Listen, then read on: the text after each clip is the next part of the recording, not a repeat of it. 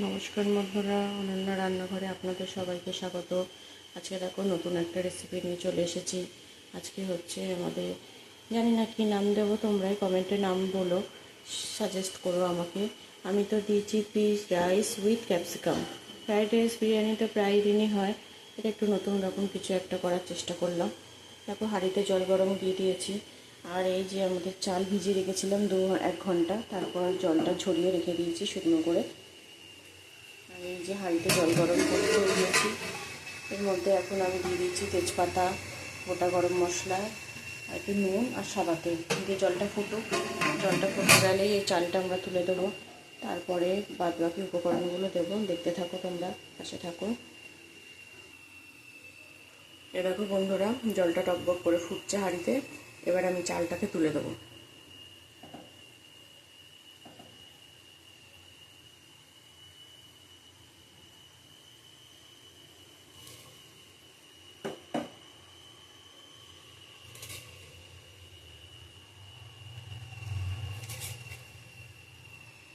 জলের মধ্যে একটু নুন, সাদা তেল দিলে খুব সুন্দর ভাতটা ঝরঝরে হবে, ভাতটা ভেঙেও যাবে না।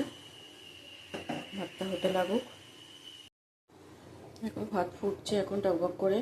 এবার আমি মটরশুঁটিগুলো দিয়ে দেবো ভাতেতে, কারণ কিনা ভেজে দিলে প্রচণ্ড ছড়িয়ে ছিটিয়ে একদম নষ্ট হয়ে যায়। এবার এটা যদি আমি ভাতেতে দিয়ে দিই, খুব সুন্দরভাবে সেদ্ধও হয়ে যাবে, একটাও ভেঙে চলে যাবে না। যেহেতু আমাদের পি রাইস, একটুখানি পিটা বেশিই দিতে হবে। ভাত দেখুন 70% ভাত হয়ে গেলেই নামিয়ে দেবো, আর একটু সামান্য একটু হবে।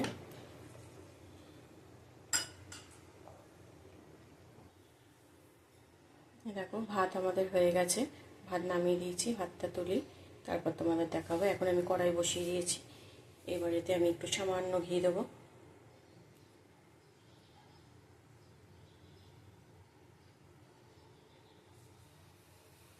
আর একটু সাদা তেল অ্যাড করব।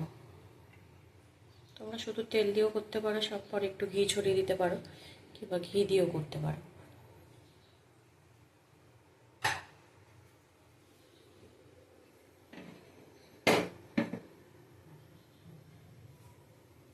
তেলটা গরম হোক। দেখো এখানে আমার ক্যাপসিকাম আছে, আর এখানে কাজু কিশমিশ ভিজিয়ে রেখে দিয়েছি।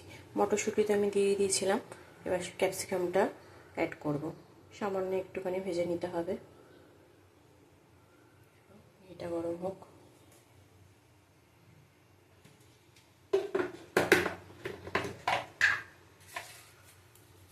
তেজপাতা দেব, ভাতেও আমি তেজপাতা দিয়েছি, এখানেও দুটো দিচ্ছি, গন্ধটা ভালো লাগবে।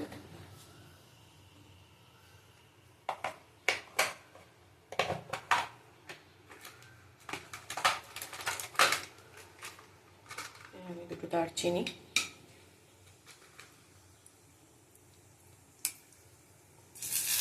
দুটো এলাচ,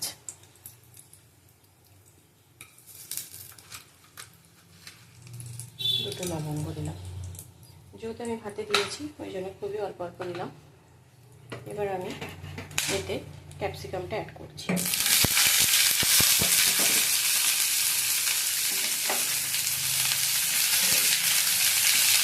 ভাজবো, সুন্দর করে ভাজা হবে।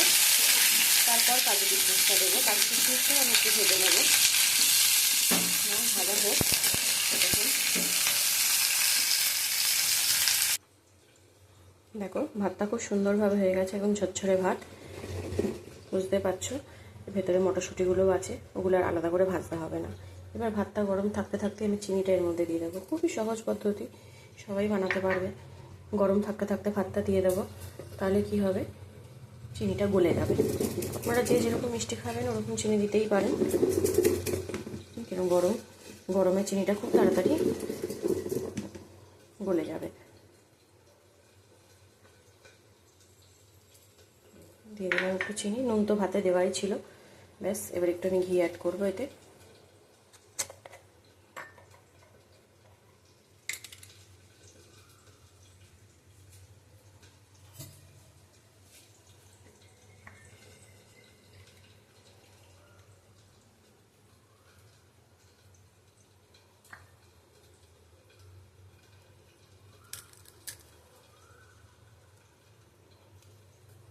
ঘি অ্যাড করলাম,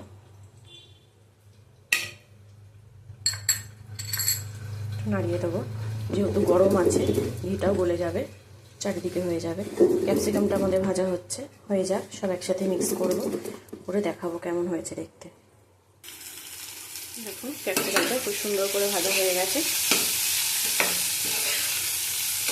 সামান্য একটু নুন ছড়িয়েছি, তার একটু আনানো লাগবে না। এবার আমি কাজু কিশমিশগুলো দিয়ে দেবো।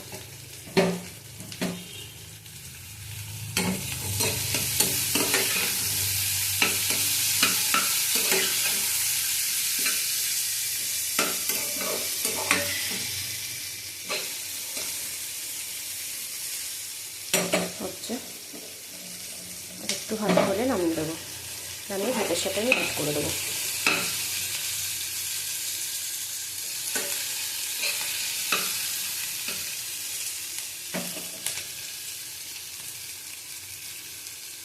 সুন্দরভাবে ভাজা হয়ে গেছে।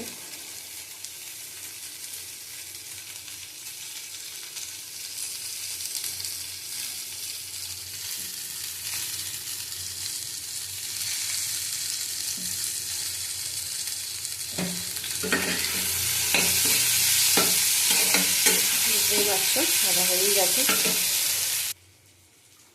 এখন এবার এতে একটু আমি সামান্য গোলাপ জল বা কেওড়ার জল অ্যাড করবো গন্ধের জন্য। তোমরা গন্ধ পছন্দ না করলে স্কিপ করে যেতে পারো। আর এদিকে এটা যেটা ভাজা হয়ে গেছে এর উপরে এবার আস্তে আস্তে ছড়িয়ে দেবো, বেশ ভালো করে মিক্সিং করে দেবো রাইসটা।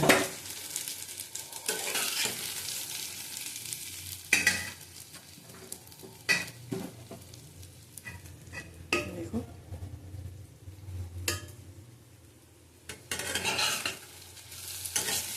গাছে নিয়ে নেবো। দেখুন খুব সুন্দর করে এটাকে ভালো করে একটু মিক্সিং করে নেবো। এবার দেখো আমাদের খুব সুন্দর P rice with capsicum ready. এখন এর সাথে এখন আমি তৈরি করবো চিকেন চাপ।